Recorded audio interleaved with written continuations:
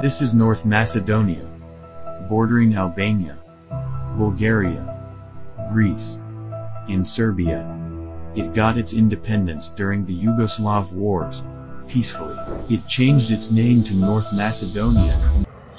আসসালামু আলাইকুম। এই মুহূর্তে বাংলাদেশ থেকে নর্থ মেসিডোনিয়ার জন্য ফাইল নিচ্ছে নিয়াজি ইন্টারন্যাশনাল।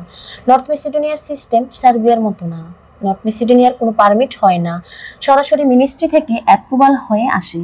পরে ইন্ডিয়া থেকে বিষয় স্ট্যাম্পিং করতে হয়। যারা বলকান দেশে যাওয়ার চিন্তা ভাবনা করতেছেন তারা নর্থ মেসিডোনিয়ার জন্য অ্যাপ্লাই করুন। নর্থ মেসিডোনিয়ার জন্য পাসপোর্ট কপি, ছবি, পুলিশ ক্লিয়ারেন্স এবং একাডেমিক সার্টিফিকেট প্রয়োজন হয়। 3 থেকে 5 মাসের মধ্যে নর্থ মেসিডোনিয়ার অ্যাপ্রুভাল চলে আসে। সাধারণত এই সময়টুকু লাগে, তারপরও এম্বাসির নানান জটিলতার কারণে কম বেশি হতে পারে। অ্যাপ্রুভাল আসার পর যাত্রীকে ইন্ডিয়া গিয়ে ভিসা স্ট্যাম্পিং করতে হয়।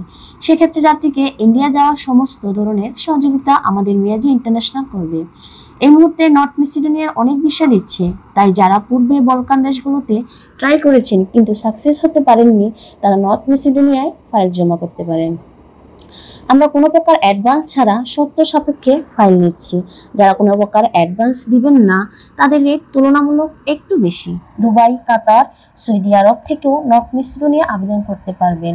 সেক্ষেত্রে যে দেশে আছেন সে দেশের পুলিশ ক্লিয়ারেন্স সত্যায়িত থাকতে হবে।